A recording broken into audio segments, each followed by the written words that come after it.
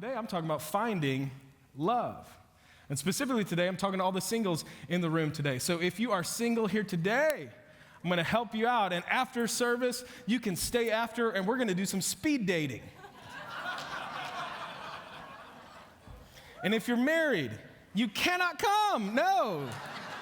I don't take bribes. You're not coming. You're not doing it. All of you watching online, we have a special app created just for you. You can participate. It's going to be good. I'm absolutely kidding. We're not going to do any speed dating, but I am going to help you out today.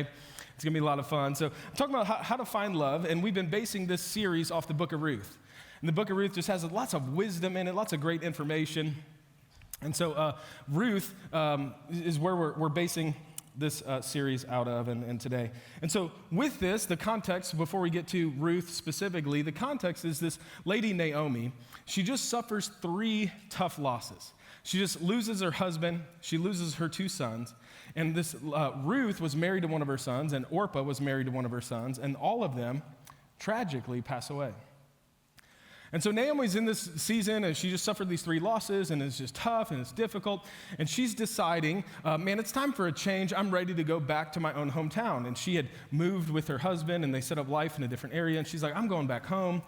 And so Ruth and Orpah have to decide, do we stay in our own hometown, or do we go with our mother-in-law to an unknown town?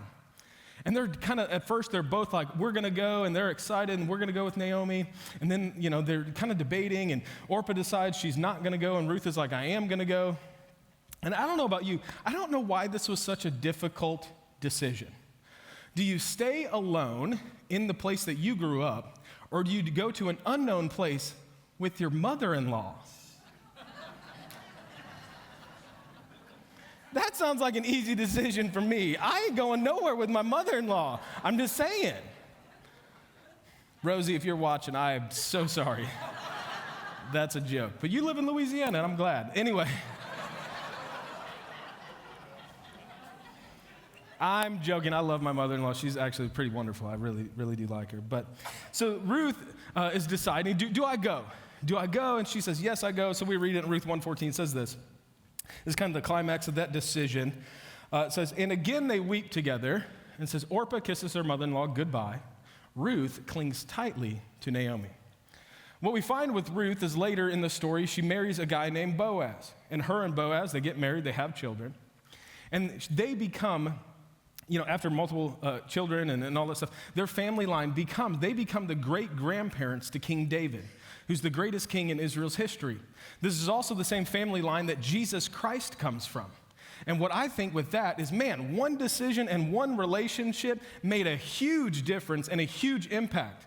We don't know what happened to Orpah. We don't read about her any later. Like, she's gone from the Bible's history. But we, thousands of years later, across the globe, are talking about Ruth because of one relationship. And here's the reality with that. The relationships that you choose, they matter way more than you think. The friends that you have, they matter more than you think. The church that you choose to attend, it matters more than you think. And of course, who you marry, man, that matters. It's a big deal. It's a big decision. And the relationships that you and I choose, we got to choose wisely.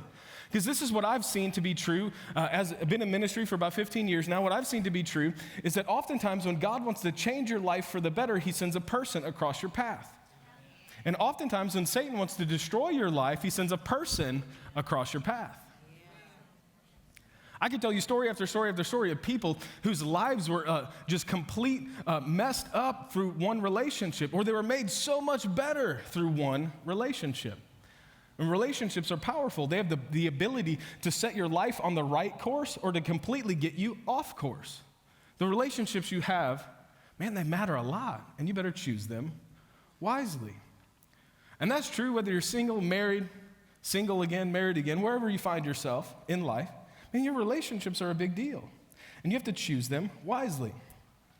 But the rest of the message, I'm going to give all the single people in here 5 tips, 5 ideas, 5 thoughts to help you out in the season that you find yourself in. Because what we see in the story with Ruth is that she was married for 10 years. Her husband tragically passes away. But she doesn't just rush into the next relationship. She's single for a while, and she's single for a season. And here's my advice to you. Enjoy the season you're in. If you're single, enjoy that season. All too often, it's like, I got to get married, I got to get married, I got to get married, I got to get married.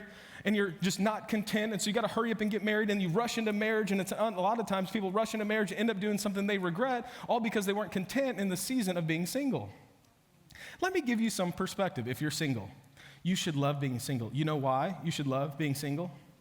Because you get to do whatever you want. What are you eating for dinner tonight? Whatever you want. Where are you going for lunch later? Wherever you want. What are you spending your money on later? Whatever you want. What are you watching tonight, late at night, binge watching? Whatever you want. You don't have to watch one of her shows, so you could watch one of your shows. I don't have to watch a cooking show, so I could watch some show where a bunch of people die. I don't have to do that. You don't have to do it. You're single. Love being single, friend. Ain't nothing wrong with you for being single. Love your life. You're single. Love it. It is a great season of life. You ain't broken. Love being single. Why? You get to do whatever you want. Because the moment you get married, you don't get to do whatever you want. I don't know if you know that. All of a sudden, the two becoming one, that's real. That happens, and you don't get to do whatever you want. Throw some kids into the mix, you surely don't get to do. You can't even wake up when you want. Them little jokers are like, Daddy! And you're like, shut up, Daddy's sleeping.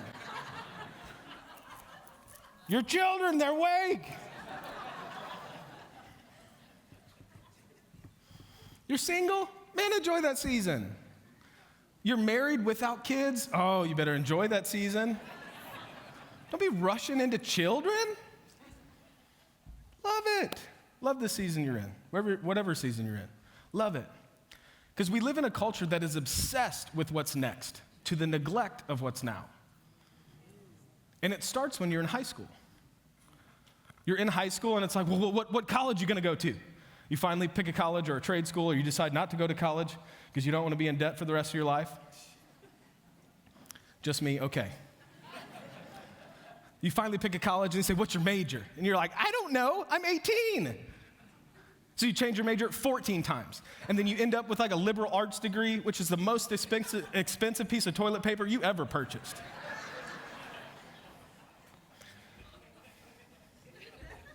Then you finally get into a career, and of course, it's a different career than the one you paid for to get a degree in. And then you're in your career for a little bit, and then people start looking at you, when are you going to get married? And you're like, okay, you finally get married. Like, when are you going to have kids? Grandma needs some grandbabies. Give me some kids. You're like, shut up, woman, I'm trying to enjoy myself. But our culture is obsessed with what's next. And there's all this pressure to always, what's next, what's next, what's next, what's next? And we can never enjoy what's now. And my suggestion to you is find contentment no matter what season you're in. Wherever season you're in, enjoy that season. Find contentment in that season. Contentment is not found in the season you're in. Contentment is found in the perspective you have. And just because we change your season doesn't mean we're going to change your contentment. Contentment is found internally through Christ, not externally through stuff. And you can get the next thing and do the next thing and get the next promotion and get the next house, go from an apartment to a house, go from a house to a bigger house, go from a house to 2 houses to a boat. And there's always, we're obsessed with what's next, and we can't enjoy what's now. Pause. Don't let yourself get trapped in that. I'm a big person. I love growth. I love development. I love learning. I love getting better. And that's great. Progress is good. Not to the neglect of contentment. Enjoy the season you're in. And do not allow people to talk you into something just because their pace is not your pace. Their goals are not your goals. It's okay to do something different. You know, this is free advice for all you parents. This is why my children aren't in sports yet. I'm not going to force them into something and require my family to live at a pace that I'm not ready for. They'll do that eventually, but I'm not a taxi service for my children. I'm trying to raise godly children. That's my goal, and culture's not going to tell me what's required of me. I'm going to determine the pace, and I'm going to determine contentment. And that's fine if you want to traipse your children around the whole planet. You do you, friend. I'm doing me. That's free. Ain't got nothing to do with being single, but I'm trying to help your life out. Let's read this passage. Ruth 1:16 says this, but Ruth replies, wherever you go, I will go. Wherever you live, I will live. Your people will be my people. I love this phrase. She says, your God will be my God. I love this passage because it's got some wisdom, which I'll share with you, but I also love this passage because on our wedding day, my wife used this passage as part of our wedding vows. And my wife, she's right here, she has had to live up to them vows. It says, wherever you live, I'll live. We met in Louisiana, and we lived in 5 different states since then. And we've been in Missouri for 5 years. So the first 5 years of our relationship was state after state after state after state. She's been living where I've been living for a while now. Give it up for my wife. She's amazing. Come on. She's the greatest gift the Lord has ever given me. And second to none. Second to none. And she makes beautiful babies. You know what I'm saying? I love it. They got attitudes like her mother, but they look cute. My daughter is this weird mix of both of us. She's an extrovert like my wife, but she's stubborn like her daddy. Lord help us. Anyway, back to the passage. She says, I love the last phrase. She says, your God will be my God. And Ruth was in this relationship, and she was serving God for a while. She was in this family that served God, and she's choosing to serve the God of the Bible. And what Ruth had to decide is my tragedy going to keep me from serving God? And she decides, no, I'm going to keep serving God even though I went through a tough season, even though I went through some difficulty. Now, I would give this advice to anyone. The people that you should listen to the most are the people whose faith has been tested and they've stood the test. The people who have been through, a lot of people have a lot of opinions but haven't been tested. I don't care what your opinion says unless your faith has been tested, because a faith that hasn't been tested is a faith that cannot be trusted. And if you've been through some tough stuff, if you've been through a couple hard years and you still love and serve your wife, I want you to give me marriage advice. You're 80 years old walking down Walmart together holding hands. Why don't you tell me how to do marriage? Because that's great. You have a lot of opinions, and that's great. You look good on Instagram with your funny little quotes. But if you've never been through nothing, I really don't care what you have to say.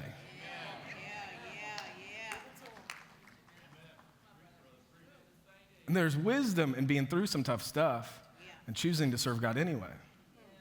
And Ruth has that wisdom. She says, yeah, my husband died. Yeah, my father-in-law died. Yeah, my brother-in-law died.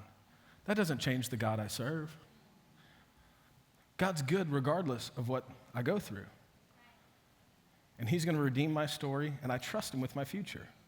And I'm going to serve him even though life's tough right now. And see, whether or not you know this, you signed up. If you're a believer in here, you've chosen to follow Jesus, you signed over your life to Jesus. You signed him a blank check. And you said, here's my life, do with it whatever you want. See, Jesus isn't just Savior, Jesus is Lord. And Lord means he's in charge. Lord means he's boss. Lord means he gets to tell you what to do. See, if you and Jesus ever disagree, guess who's wrong? You. If me and Jesus ever disagree, if I ever read the Bible and I'm like, I don't like that verse, guess who's wrong? Me. Guess who needs to change? Me. Guess who needs to update their beliefs? Me. If me and Jesus ever disagree, me and this Bible ever disagree, I'm wrong. He's right. His way is better. His thoughts are higher. And I just submit to him. That doesn't mean it's easy, but it means that's my belief. He's right, I'm wrong, I need to change. I'm not the solution to the problems I face, I'm the problem. And I need to change. And so when it comes to this idea that Jesus is Lord, we have to take this into the context of dating, relationships, and you signed over your life to him. And there's a topic we're going to talk about, and it's sex. Because as it pertains to sex, you have to decide if Jesus is Lord or your opinion is Lord. Here's the reality. If the God that you serve never disagrees with you, you don't serve the God of the Bible, you serve an idealized version of yourself. My God disagrees with me, and I'm wrong a lot, and I need to change. When it comes to this idea of sex, culture will tell you a whole bunch of things that are just totally bogus. And I don't care who believes all this stuff. I don't care the most recent ideas about sex. God has been teaching us about sex since the beginning of time, and his way is better. His ideas are better. His truth is better. And we need to submit to his truth. Because here's what I'm telling you to do. When it pertains to sex, you have to keep sex in the right context. Let's read 1 Corinthians 6 and give you the context. It says, run from sexual sin. Pause right there. Run from sexual sin. Notice it doesn't say flirt with sexual sin. Notice it doesn't say how close to the line can I get before it's actually sin. What kind of sex is wrong? Is that kind of sex okay? Well, where's the line? He says run from sexual sin. Run from it. Don't flirt with it. Don't entertain it. Don't watch it late at night on your phone. He says run from sexual sin. Say, well, we're going to get married anyway. Run from sexual sin. He's my soulmate. Run from sexual sin. Because you and I have to keep sex in its proper context. And the context for sex has always been marriage between a man and a woman. That is the proper context for sex. And I don't care what culture says. I really don't. Culture's wrong. Culture will be wrong. Jesus will be right. And I think a lot of times, not our church, but the church as a whole, we've taken ourselves out of the conversation because we're uncomfortable with the conversation. But here's the reality. You will never have influence in a conversation that you refuse to have. So when it comes to sex, we're going to talk about sex. We don't have to delegate the conversation about sex to the public school system. And I actually think that's a terrible idea. Because God has there's a whole book when it comes to sex. It's called the Song of Solomon. It's kind of spicy. If you're married, you should read it. Talking about gardens, which is, anyway. Bible has a lot to say, and he says, run from sexual sin. Why run? Why run from sexual sin? He says, no other sin so clearly affects the body as this one does, for sexual immorality is a sin against your own body. He's talking about sex, and he's saying sex has unique consequences. Don't play with it. Don't mess this one up. It's not worse than any other sin, but it has different consequences than any other sin. Because the moment you choose to have sex with someone, you are joined spiritually to that person. And he's trying to avoid the consequences to the sin that he's talking about.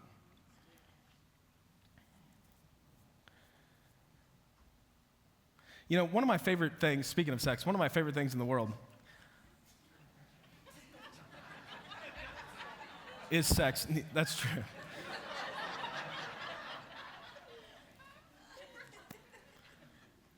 It's true. Anyway, one of my favorite things in the world, this time of year especially because it's freezing outside, is a fire in a fireplace. I love it. This time of year, I love having a fire in a fireplace. Love it. Absolutely love it. Before we had a fireplace and we lived in an apartment, I used to put my fire on the TV with some moody music, and it led to, anyway, but all you married people helping you out, I'm trying to set the mood for you, you know what I'm saying? Last week is Valentine's Day. Start a fire. And so I love a fire. Love a fire. Absolutely love it. It's warm, it's cozy, it's romantic, the popping, all that. I just love a fire. And what I love about what I was thinking about a fire is it's great in the context of my fireplace. It's almost like it was designed for that. And the moment, though, I take that fire out of my fireplace and I stick it in the middle of my living room, something that was romantic and fun and something to be enjoyed is now damaging, harmful, and destructive. Sex is like a fire. In its proper context of marriage between a man and a woman, it is a wonderful gift to be enjoyed. The moment you take it out of that fireplace, out of marriage, and you stick it in a different context, what was great and a gift from God is now destructive and damaging. Keep sex in the right context. Because it's great in where it was designed to be. So if you're here this morning and you've taken sex out of its proper context, stop. But we're going to get married. Stop. But he's my soulmate. Stop. Because sex outside of marriage is always damaging. And the rules that God gives us are not to steal your fun. And it's not because he's harsh and mean and he's no fun and he just wants to give you a bunch of rules. I could give you stat after stat after stat that says the moment you take sex outside of marriage between a man and a woman, it's damaging and harmful and hurtful. You're more likely to get divorced. You're more likely to have an affair. You're more likely to suffer from anxiety and depression. I could give you stat after stat after stat that says the moment you take sex out of its context, it's hurtful. It's damaging. So my challenge to you is if you've been using sex outside of marriage, stop. And I tell you that not because I want to beat you up and not because I want to shame you. I had to have a conversation with my wife because before we were married, I had used sex out of its proper context. I wasn't a virgin when we got married. And I had to live with the consequences of that decision and conversation. I missed it in that area. And we had to have that talk. But here's the truth. Just because you've missed it in that area doesn't mean you're damaged goods. It doesn't mean God can't redeem it. And it doesn't mean your marriage is set up for failure. It means God needs to forgive you, redeem you, and work in your life. And he is more than able to do that.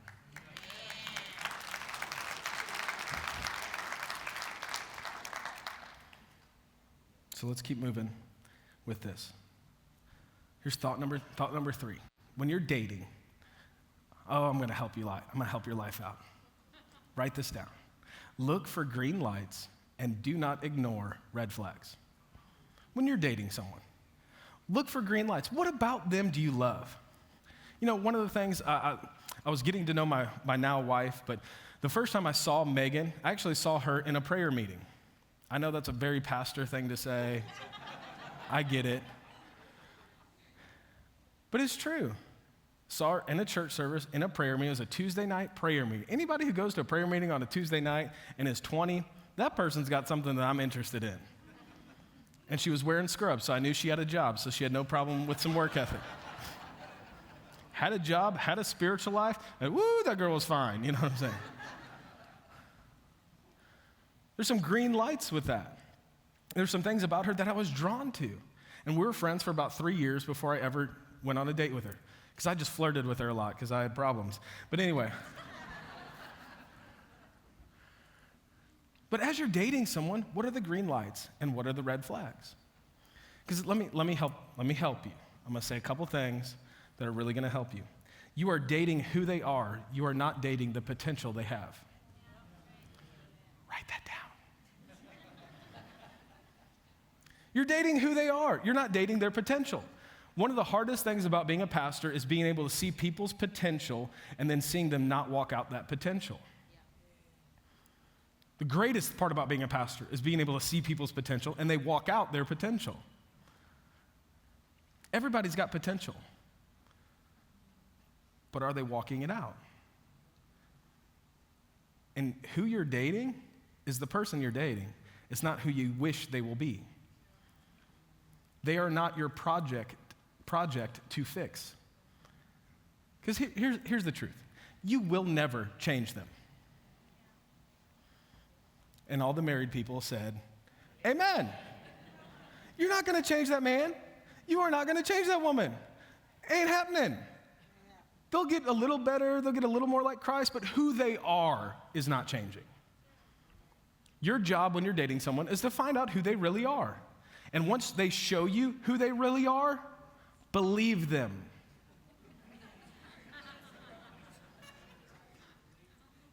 When they lie to you repeatedly, believe that that's who they are. When they cheat on you a couple times, believe that that's who they are. And you don't have to marry them. You're dating. Dating doesn't require a marriage level of commitment. But we're in love. Walk away. I don't care. Walk away. Well, we told each other he's my soulmate and we're destined for each other. But do you see his character, though? Because the chemistry you have cannot compensate for the character that they have. I know he gives you all the butterflies when you look at him, but if the man has bad character, don't marry him. But I just get all the googlies and, oh my God. He's such a good kisser. I'm glad he can kiss. What's his character like?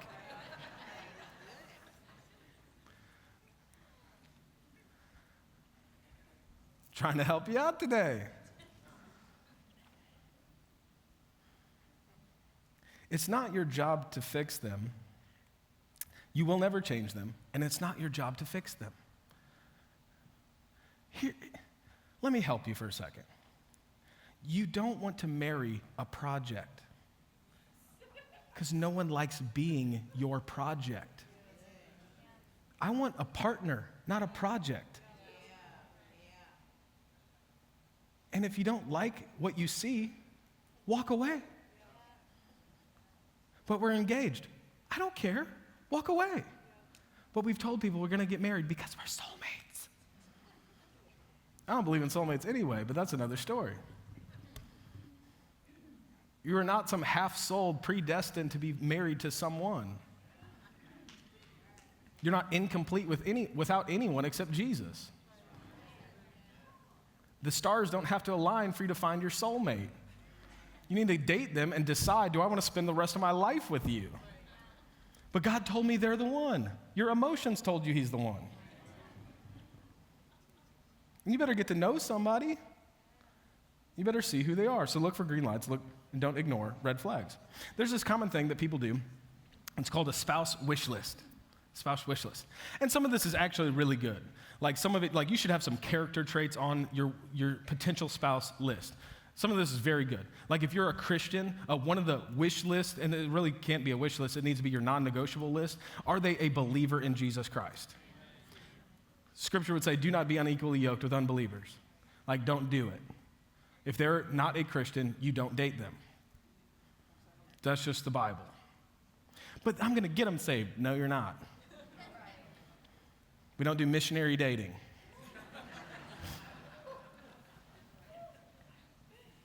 So this funny thing people do, they have this wish list.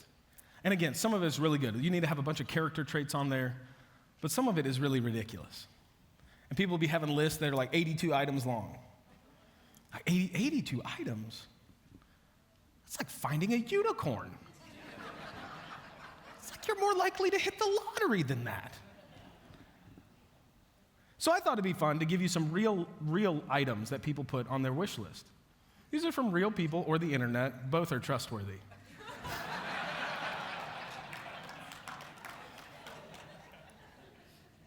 Here's some real lists that people had.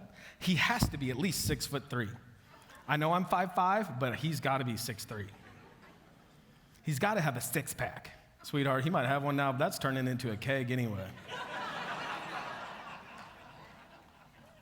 He has to be in the military so he can protect me. You know, when he's off fighting wars, he'll be protecting me really well.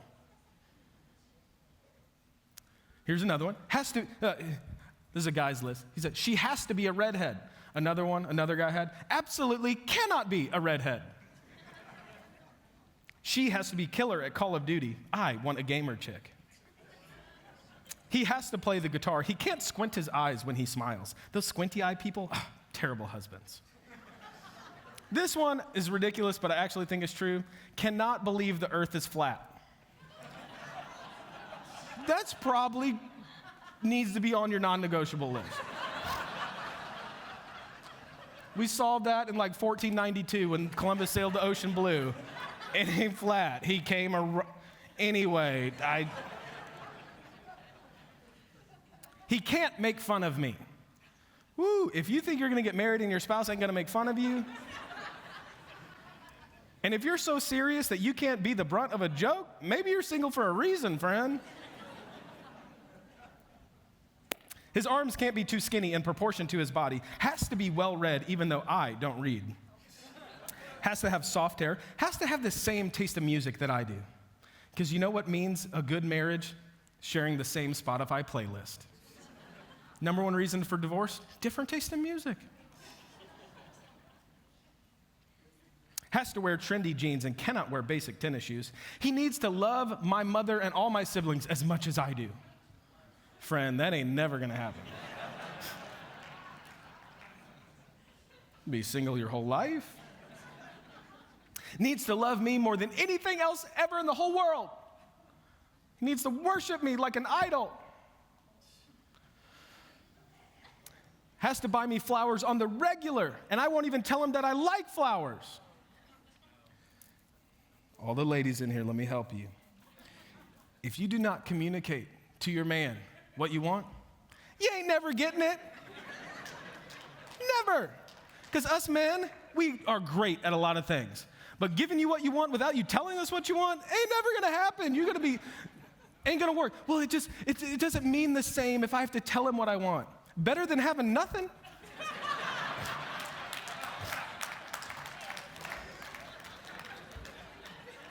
I'm just helping you out today. Better tell that man what you want. We ain't that smart.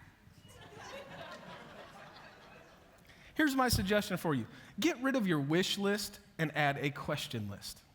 You better ask a lot of questions when you're dating somebody. You better get to know somebody. You better ask 1,000 questions. You better ask some questions.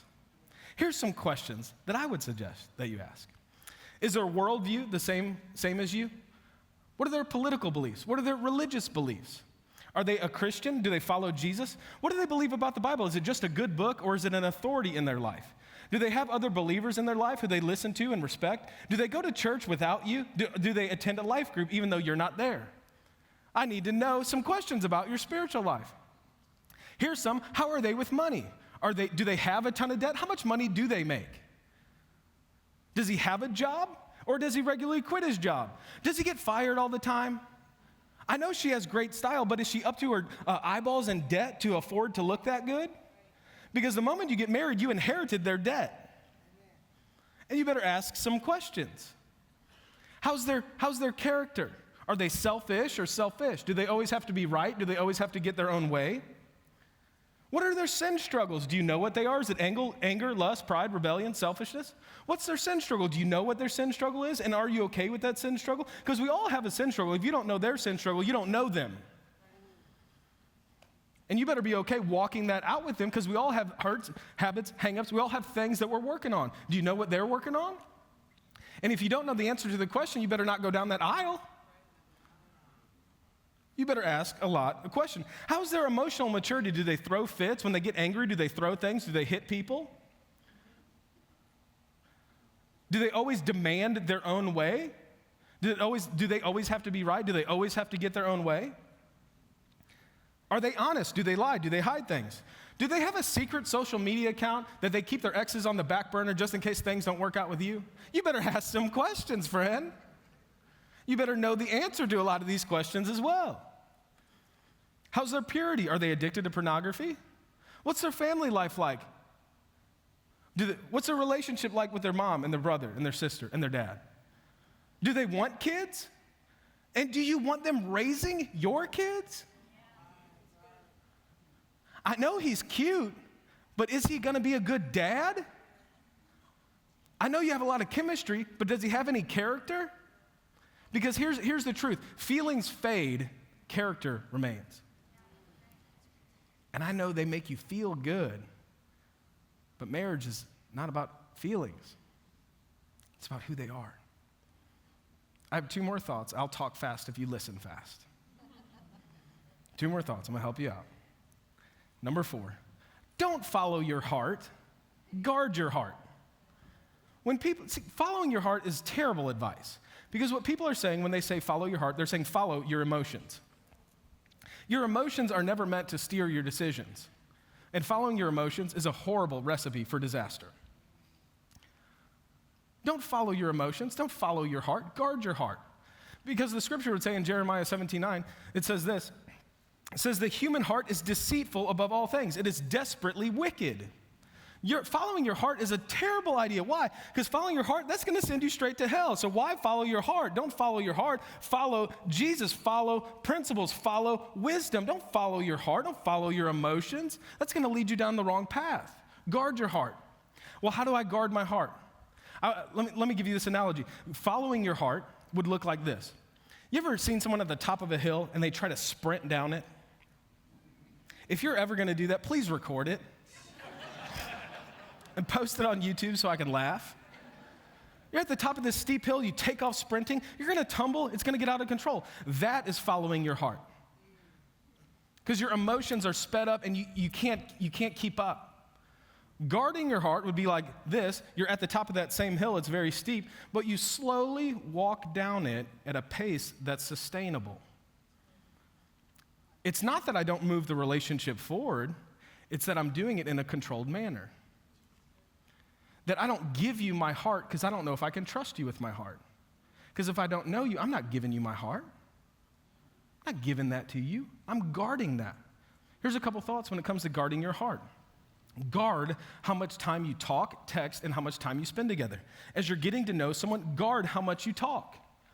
And here's my suggestion. Don't build your relationship through a text message. Don't do it. Because you'll say things through a text message you never say to a person's face. And social media proves that. Guard how much time you spend together. Guard how much you talk. Guard it. Here's another thought. Guard how much you talk about your feelings and your future. Ladies, don't plan your wedding day on your first date. Don't do it. Don't pick out your dress if you haven't even seen if he'll pay for dinner. And if he doesn't pay for dinner, walk away. Well, that's old school. Call me old school then. I think men should be chivalrous still.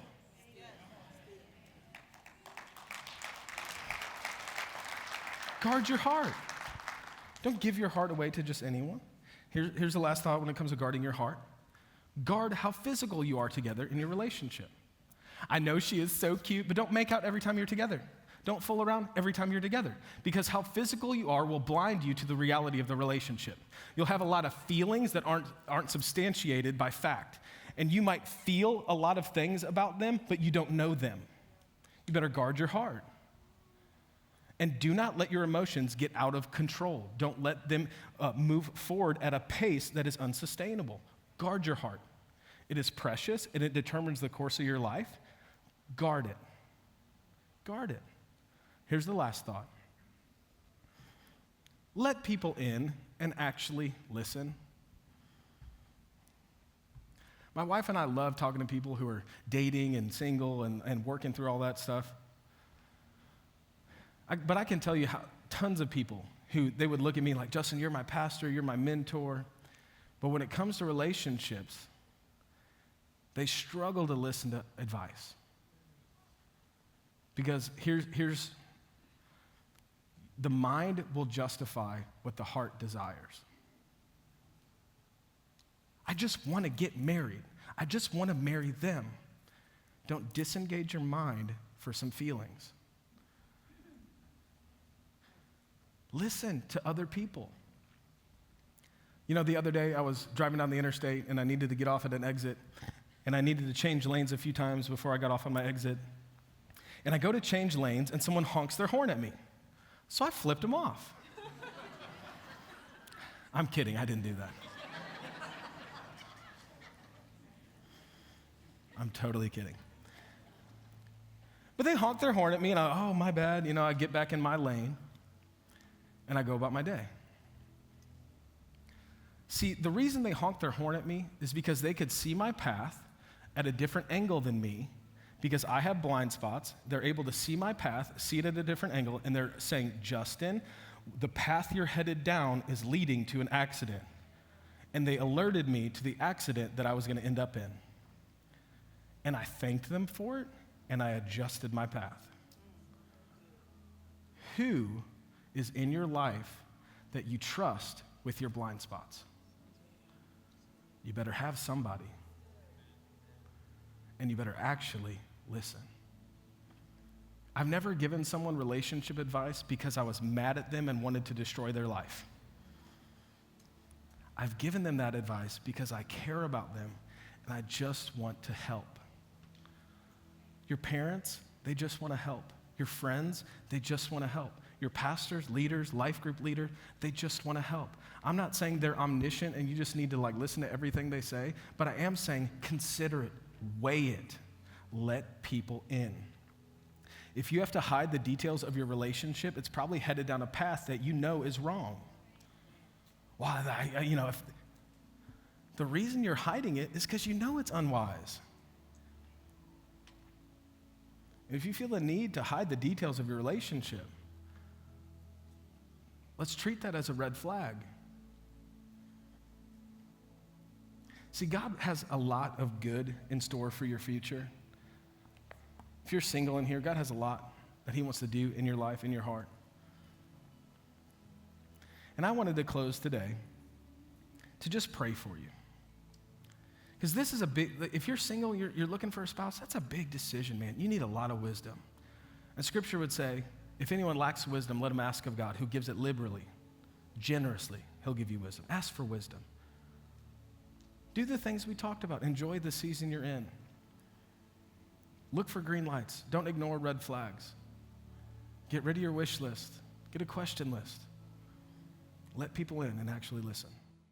Hey, what's up, guys? We hope that this message you just heard blessed you. To always get our newest messages and to stay up to date, be sure to subscribe to our YouTube channel and click that bell icon to be notified every time we upload. Now, while you're here, go ahead and check out our page and some other messages we've got, and we'll see you next time.